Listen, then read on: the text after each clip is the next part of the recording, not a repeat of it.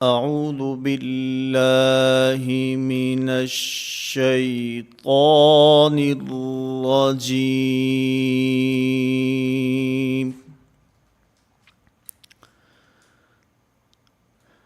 بسم اللہ الرحمن الرحیم۔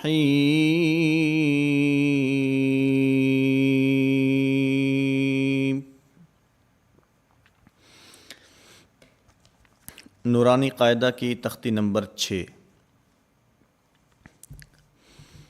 اس تختی میں اگر آپ عنوان دیکھیں تو اس پر لکھا ہے مشق، حرکات و تنوین۔ مشق کا معنی ہوتا ہے آج کے دور کے حساب سے پریکٹیکلی طور پر جو حروف ہم نے پڑھے، اسی طرح جو ہم نے حرکات پڑھی ہیں، ان کی یہاں پر دہرائی ہوگی۔ تو اس مشق میں، اس تختی میں ہم نے 4 چیزوں کا خیال رکھنا ہے۔ نمبر 1، جو بات میں ہر سبق میں تقریباً کہتا آ رہا ہوں، حروف کی ادائیگی میں مخرج کا خاص خیال رکھنا ہے۔ حرف کو اپنے مخرج سے نکالنا ہے، حرف اپنے مخرج سے ادا ہو۔ دوسری بات، حروف کی صفات کا خیال رکھنا ہے۔ موٹے حروف کو موٹا پڑھنا ہے اور باریک حروف کو باریک پڑھنا ہے۔ اگر ہم مخرج کا خیال نہیں رکھیں گے، ایک حرف دوسرے حرف سے بدل جائے گا۔ اسی طرح اگر ہم صفات کا خیال نہیں رکھیں گے، اس کے اندر بھی بسا اوقات ایک حرف دوسرے حرف سے بدل جاتا ہے۔ اور عموماً غلطی اس لیے ہوتی ہے، اس میں استاد نے پہلی تختی میں، دوسری میں، تیسری میں حروف کا خاص خیال رکھا ہے، حروف کو مخارج سے اس کی صحیح ادائیگی کرائی ہے۔ اب استاد بھی مطمئن ہوتا ہے کہ میں نے بچے کے حروف ٹھیک کرا دیے، اور کیونکہ پہلی 3 تختیوں میں صرف حروف ہیں، اس لیے وہاں بچہ ادائیگی بھی اکثر درست کرتا ہے۔ لیکن اس کے بعد تختی نمبر 4 میں حرکات کی تختی، تختی نمبر 5 میں تنوین کی تختی، اس کے اندر بھی کیونکہ ایک حرف ہوتا ہے، اس کے اوپر حرکت ہوتی ہے، کبھی زبر ہے، کبھی زیر ہے، کبھی پیش ہے۔ اسی طرح تختی نمبر 5 میں تنوین کی صورت میں کبھی 2 زبر ہیں، کبھی 2 زیر، کبھی 2 پیش ہیں، لیکن حرف ایک ہی ہوتا ہے۔ اور اس تختی کے اندر کیونکہ مختلف حروف کو جمع کیا ہے، ان کا ایک جملہ بنایا ہے، اب اس میں حرف کا بھی خیال رکھنا ہے، اور نمبر 2، حرکات کی ادائیگی میں حرف اپنے مخرج سے اور صفات کے ساتھ ادا ہو، ورنہ اس تختی میں آ کر بچے کی توجہ حرکات اور تنوین کی طرف تو چلی جاتی ہے کہ کون سے حرف پر 1 زبر ہے، کون سے کے اوپر 2 زبریں ہیں، کون سے کے اوپر حرکت ہے اور کون سے کے اوپر تنوین ہے۔ تو حرکات اور تنوین کی طرف توجہ کی وجہ سے حروف کے مخارج کی طرف دھیان نہیں رہتا، حروف کی صفات کی طرف توجہ نہیں رہتی۔ تو ہم نے ان 4 چیزوں کا خیال رکھنا ہے، حروف کے مخارج کا بھی خیال رکھنا ہے، ان کی صفات کا بھی خیال رکھنا ہے، اسی طرح حرکات کا بھی خیال رکھنا ہے، حرکات کو لمبا بھی نہیں کرنا اور جھٹکے کے ساتھ بھی نہیں پڑھنا کہ حمزے کی آواز پیدا ہو۔ اور نمبر 4، تنوین کا بھی ہم نے خیال رکھنا ہے، اور تنوین کی ادائیگی میں جہاں پر غنہ ہو وہاں غنہ کی ادائیگی بھی درست طریقے سے کرنی ہے، اور جہاں پر غنہ نہ ہو وہاں پر غنہ ادا نہیں کرنا۔ تو یہ 4 باتیں اس تختی کے اندر بہت اہم ہیں۔ دوسری بات، ہجا کرتے ہوئے پہلے حرف اس کا نام لیں گے اور حرف کا مکمل اور پورا نام لینا ہے، پھر اس کے بعد اس کے اوپر حرکت پڑھنی ہے، پھر اس کے بعد دوسرے حرف کا مکمل اور پورا نام لیں گے، پھر اس کے اوپر حرکت پڑھیں گے اور ان دونوں حروف کو آپس میں ملائیں گے، اس کے بعد پھر تیسرے حرف کا نام اور اس کی حرکت کا نام، پھر ان دونوں حروف کو اس تیسرے حرف کے ساتھ ملائیں گے، پھر اس کے بعد چوتھے حرف کا نام اور اس کی حرکت کا نام، پھر اس کے بعد ان تینوں حروف کو اس چوتھے حرف کے ساتھ ہم نے ملانا ہے۔ عموماً ہجا کرتے ہوئے اس میں غلطی یہ ہوتی ہے، پہلے حرف اس کی حرکت، دوسرا حرف اس کی حرکت، تیسرا حرف اس کی حرکت، چوتھا حرف اس کی حرکت، یوں لگاتار ہم حروف کے نام بھی لیتے ہیں اور حرکات کے نام لے کر ان چاروں کا مجموعہ اکٹھے پڑھتے ہیں، یہ درست نہیں ہے۔ پہلا حرف اس کی حرکت، دوسرا حرف اس کی حرکت، پھر ان دونوں کو آپس میں ملانا ہے، پھر ہم نے تیسرے حرف کی طرف جانا ہے، پھر ان تینوں کو ملا کر ہم نے چوتھے حرف کی طرف جانا ہے۔ تو ہجا کرتے ہوئے اس بات کا بھی خاص خیال رکھنا ہے۔ مثلا اس تختی کا پہلا جملہ جو ہے میں اس کا آپ کے سامنے ہجا کرتا ہوں، تو اس میں حرف کے مخرج کا بھی خیال رکھنا ہے، صفات کا بھی خیال رکھنا ہے، حرکت کا بھی خیال رکھنا ہے اور تنوین کا بھی خیال رکھنا ہے۔ حمزہ زبر آ، با زبر با، آبا، دال دو زبر دن، آبادن۔ اس میں جو آبادن کے آخر میں الف لکھا ہے، اس الف کا ہجا نہیں کرنا، اس کا نام نہیں لینا۔ اگر اس کا ہجا نہیں کرنا تو اس کو یہاں پر لکھا کیوں ہے، اس کی وجہ سمجھ لیں۔ اصل میں یہ ایک وقف کی طرف اشارہ ہے، اس کو وقف بالابدال کہتے ہیں، اور وقف بالابدال دو صورتوں میں ہوتا ہے۔ نمبر ایک، کلمے کے آخری حرف کے اوپر دو زبر کی تنوین ہو، اب آگے عام ہے اس کے بعد الف لکھا ہو، جیسے یہاں آبادن کے اندر ہے، یا اس کے بعد یا لکھی ہو جیسے قوان کے اندر ہے، یا اسی طرح اس کے آگے کچھ بھی نہ لکھا ہو جیسے ما ان، ندا ان، یہاں حمزہ کے اوپر دو زبر کی تنوین ہے، اس کے بعد الف نہیں ہے، یا بھی نہیں ہے۔ اور یہ بات میں پیچھے تختی نمبر 5 کے تحت بھی آپ کے سامنے عرض کر چکا ہوں کہ بسا اوقات دو زبر کی تنوین حرف کے آخر پہ ہوگی، اس کے بعد الف ہوگا، کبھی یا ہوگی اور کبھی نہ الف ہوگا نہ یا ہوگی۔ اصل میں یہ مصحف عثمانی کے رسم الخط کی طرف اشارہ ہے، جیسے قرآن کریم میں آبادن کے آخر میں الف لکھا ہے اور بسا اوقات یا لکھی ہوتی ہے، جیسے ہدی للمتقین، قل ہوا اذا، اور بسا اوقات آگے الف نہیں ہوتا، یا بھی نہیں ہوتی، بلکہ اس کے آخر میں دو زبر کی تنوین ہوتی ہے، جیسے نداءن، ماءن۔ اب جب وقف کرتے ہیں تو آبادن سے آبادا، ہدن سے ہدا، قل ہوا اذن سے اذا، اسی طرح نداءن سے نداء، ماءن سے ماء۔ اس کا معنی کہ وقف بالابدال کہتے ہیں کہ دو زبر کی تنوین کو جو حرف کے آخر میں ہوتی ہے وقف کی حالت میں الف سے بدل دینا، ایک صورت۔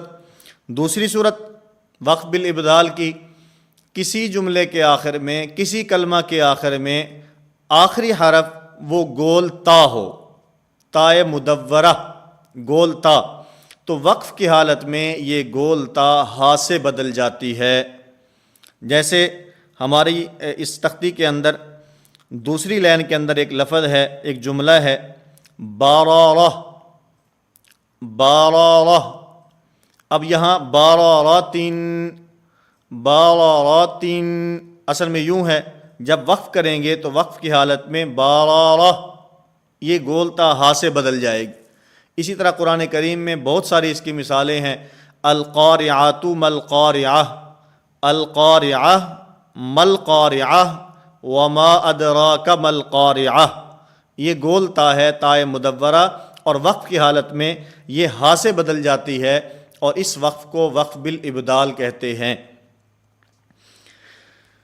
اسی طرح جب ہم قرآن کریم کی تلاوت کرتے ہیں یا قاعدہ کی اس تختی کے اندر ہمارا جو دوسرا کلمہ ہے اس کا ہجا میں آپ کے سامنے پیش کرتا ہوں اور پھر اس کا وقف آپ کے سامنے پیش کرتا ہوں۔ حمزہ زبر آ، حا زبر حا، آحا، دال دو پیش دن، آحدن، اور وقف کی حالت میں آحد، آحد، اس آ کو لمبا نہیں کرنا، آحد، آحد نہیں، آحد۔ اسی طرح اگلا کلمہ حمزہ زبر آ، خا زبر خا، آخا، ذال ذال زبر ذا، آخاذ۔ تو اس طرح جب اس کے اوپر ہم وقف کریں گے تو وقف کی حالت میں آخاذ، آخاذ، اس وقف کو وقف بالاسکان کہتے ہیں۔ وقف بالاسکان کا معنی کلمہ کے آخری حرف کے اوپر جو حرکت ہے اس حرکت کو ختم کر کے کلمہ کے آخری حرف کو ساکن کر دینا، یہ وقف بالاسکان کہلاتا ہے۔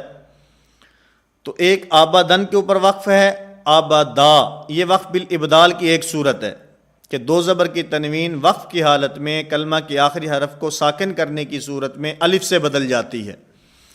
اور نمبر دو احد، یہ وقف بالاسکان ہے، کلمہ کے آخری حرف کی حرکت کو ختم کر کے آخری حرف کو ساکن کر دینا، یہ وقف بالاسکان ہے۔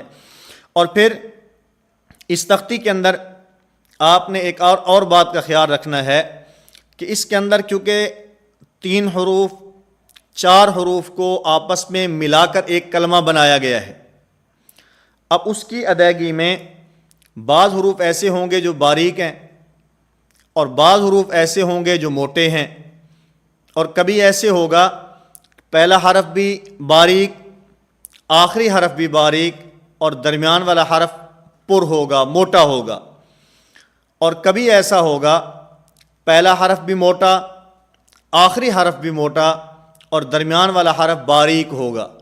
تو ہم نے اس کا خاص خیال رکھنا ہے کہ موٹے حرف کو پڑھتے ہوئے درمیان میں باریک حرف موٹا نہ ہو جائے، اسی طرح جو شروع کے اندر باریک حرف ہے، درمیان میں موٹا حرف ہے، پھر آخر میں باریک حرف ہے، تو ان دو باریک حرفوں کے درمیان جو پر اور موٹا حرف ہے ان باریک حروف کی ادائیگی میں وہ موٹا حرف جو ہے وہ باریک نہ ہو جائے، اس بات کا خاص خیال رکھنا ہے۔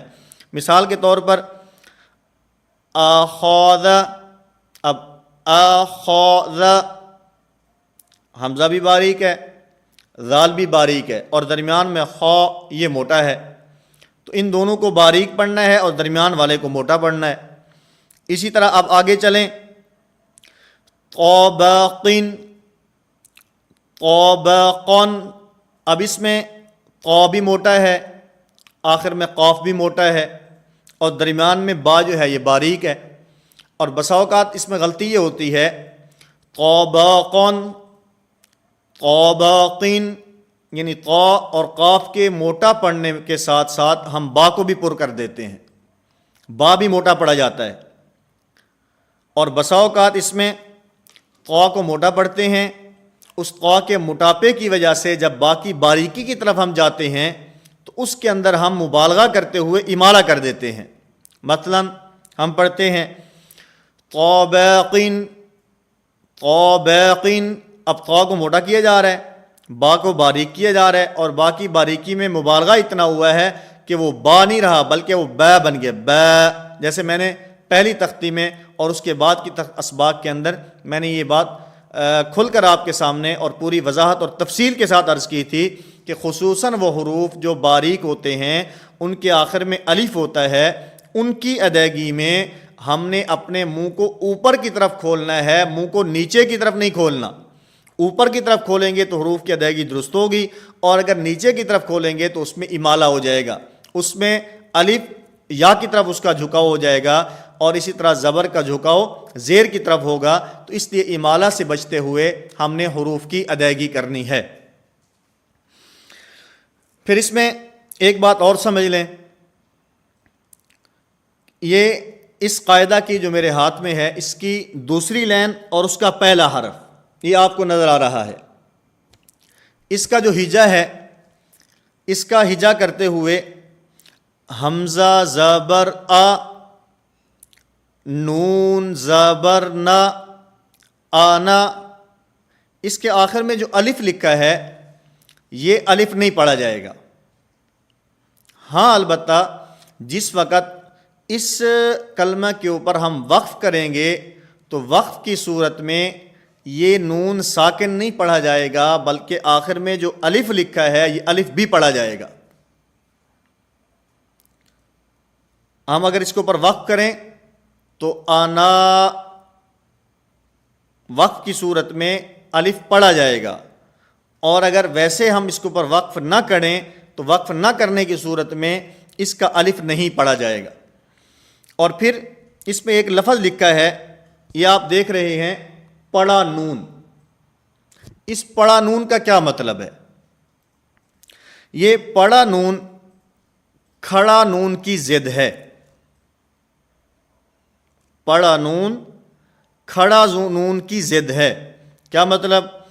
کہ لکھا ہوا تو کھڑا نون ہے، حمزہ زبر آ، نون زبر آگے ساتھ الف بھی لکھا ہے، کھڑا نون لکھا ہے، لیکن پڑھتے ہوئے ہم نے اس کو کھڑا نون نہیں پڑھنا بلکہ اس کو پڑا نون پڑھنا ہے۔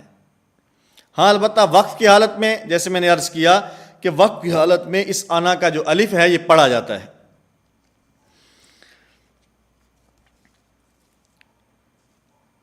اسی طرح ہماری اس مشق کے اندر ایک کلمہ ہے قوریٰ۔ اب میں اس کا ہجا آپ کے سامنے پیش کرتا ہوں۔ قاف پیش قو، را زیر ری، قوری، حمزہ زبر آ، قوریٰ۔ اس میں قاف کو موٹا پڑھنا ہے، اور اس کے بعد جب را کا نام لیں گے، را کا نام لیتے ہوئے اس کو پر پڑھنا ہے۔ زیری، جب اس کے نیچے کسرہ پڑھیں گے، زیر پڑھیں گے تو پھر اس را کو باریک کر دیں گے، کیونکہ را کا قاعدہ یہ ہے کہ اگر یہ متحرک ہو اپنی حرکت کے تابع ہوتی ہے۔ کیا مطلب؟ اگر اس کے اوپر زبر یا پیش ہو تو اس کو موٹا پڑھا جاتا ہے، اور اگر اس کے نیچے زیر ہو تو پھر اس کو باریک پڑھا جاتا ہے۔ جیسے باطن، اب ان دونوں را کے اوپر جو ہے وہ زبر ہے، اس لیے اس کو موٹا پڑھا جاتا ہے۔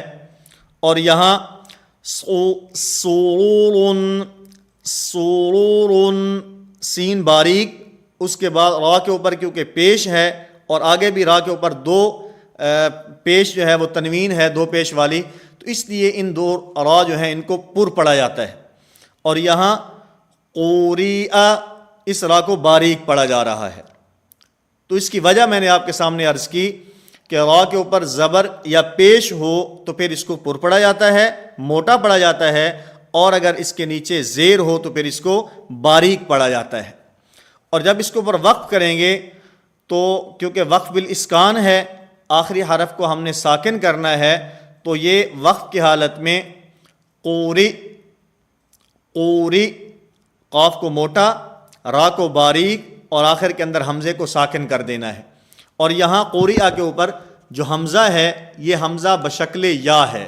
یہ بات تختی نمبر 2 کے تحت گزر چکی ہے کہ حمزہ جو ہوتا ہے کبھی الف کی شکل میں آتا ہے، کبھی واو کی شکل میں آتا ہے، اور کبھی یا کی شکل میں آتا ہے۔ تو یہاں پر جو یہ حمزہ ہے یہ حمزہ یا کی شکل میں ہے۔